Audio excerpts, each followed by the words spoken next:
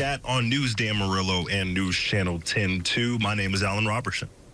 Hi, everybody. I'm Rhonda Lawnert. And I'm Chuckalicious, Chuck Williams.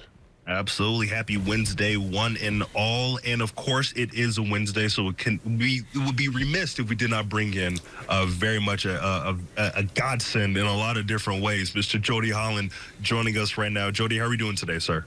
Doing fantastic. Hey, a little side note. This actually marks 4 years of me being on the chat every Wednesday. Whoa! Happy anniversary. Absolutely. Thank you very much. Well, congratulations for that. Well, I mean, of course, lots of things to get into over these next couple of minutes. But I mean, kind of just set up the first question for myself. I mean, how has this been for you? I mean, from the first conversation with maybe it was with the News 10 people, maybe it was with David Lovejoy. I mean, what were some of those first conversations to bring yourself in your work here with the chat every Wednesday? So, honestly, it was Brent McClure and I visited first and just talked about, hey, what can we do on a regular basis to just kind of help people during this tough time? Because it was the first week of everything was shutting down in the pandemic. And he goes, we need a positive voice, and we need a little bit of advice and a little bit of how do we deal with this? And I thought, okay, yeah, I'll do something. I don't know. And so I had no idea what we were doing exactly, other than we were just trying to help people get better. And that was kind of where I think David came up with that idea, is every Wednesday we get better. Mm-hmm. And we're focusing on dealing with our emotions and dealing with the psychology of stress. And we did a lot on stress management early on. And I think that was really helpful. I mean, I hope it was for the audience. I know it was for me, because it made me really prepare for how we deal with that. But that was also, I reread a book at that time on emotional intelligence. And I remember thinking, man, we all need this. There's a whole lot of people that are really struggling with the emotional intelligence and struggling with, I don't know what to do. I don't know how I'm supposed to do this right now, and just trying to get it figured out.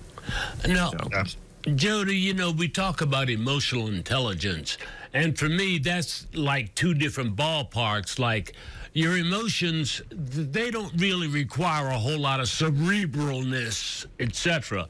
But you have to put, it has to be based on something, and the intelligence part of it, well, I guess I lost out there too. Help me out on this, man.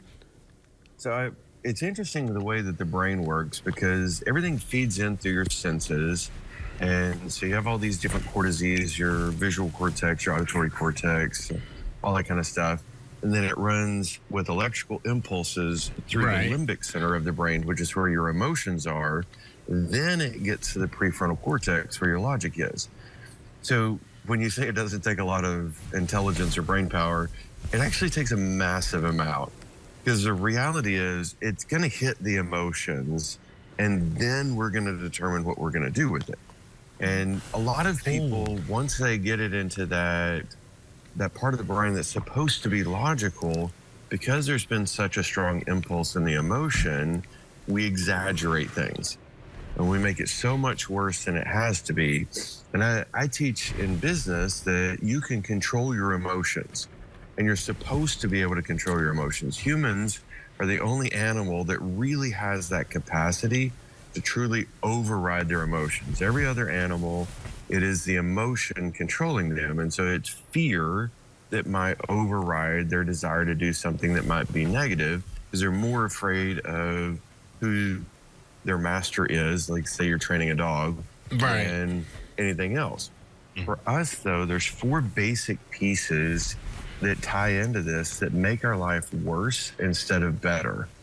And the first is, we overly personalize things. Something happens and we go, oh my gosh, everybody's going to be thinking about me. Everybody's going to be thinking that this was my fault. You take a project that doesn't work out, and you reflect on that project and you go, everybody's going to see my inadequacy on this project.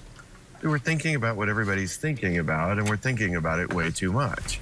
The second would be thinking of it in a catastrophe situation. This would be like magnifying the negative event or exaggerating the negative event to make it something that was small into something that's just huge. and making it a worst case scenario.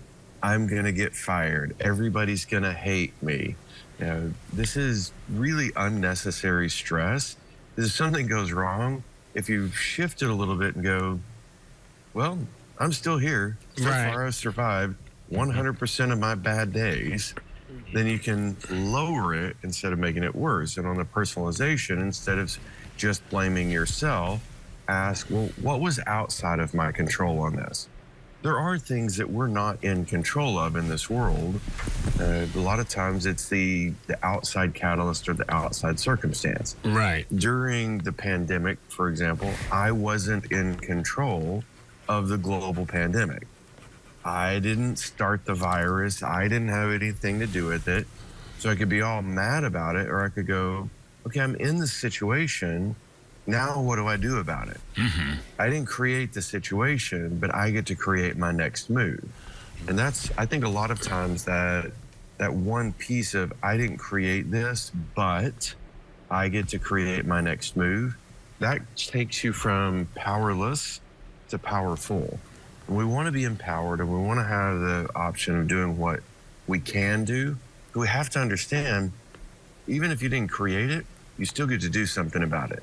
And the question I tell people in teams to ask is, in this situation with the resources that I have, what can I do to make it better? And that's why I lead up with the in this situation with the resources that I have. Those two things are, I can do something. Now what? So, pardon me, but just as a follow-up, is the case seems to me as though we're constantly looking for solutions rather than magnifying what could be. We're looking for solutions. Right. How many times have you worked for somebody that if one thing went wrong, the whole world had ended and they're freaking out? Mm-hmm. Working for or with either one. Those people, you look at them and you go, seriously, man, you're going to have to breathe a minute. Yeah. It's going to be okay. And I joke around, worst case scenario, we completely fail at everything and all of us get fired. And people are like, well, that could happen? Of course it could happen. How many times has it happened when something went wrong? And you try to trigger that back and forth thinking, and they go, well, it's never happened. Because if they fire everybody, who's going to do the work? Yep. Who you going to blame? Right. Exactly. Somebody has to be here to do something. So they're not going to fire everybody. They can't. Mm-hmm. They have to still get the job done.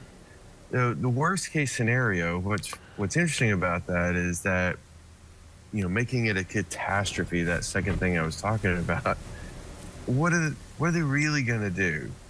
They're going to have to go, okay, I'm angry about this. I'm upset about this. I don't like this, but I still need to fix it. Yeah, absolutely. I mean, the way that mindset would have changed a lot of, especially whenever I was growing up in high school, because that's the whole thing, the whole typical of like, oh, they don't like me, everyone's out to get me, and all these different types of things. And now, of course, in the professional world, still a lot of things to take into account, and it's very interesting. A lot of the parallels, even with some of the explanations and some of the steps that you talked about, and what we will talk about here in these next couple of minutes.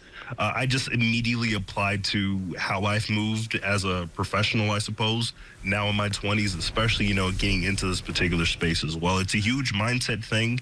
And if I would have known more about it, or if I would have at least applied those things a bit more, you know, I have no idea what type of outlook I would have had in those types of formative years, you know what I mean? But lots of things to still get into here in these next couple minutes. We're going to take a little bit of a break, though. We'll be back here with more of the chat coming up right here on Newsday Amarillo and News Channel 10-2.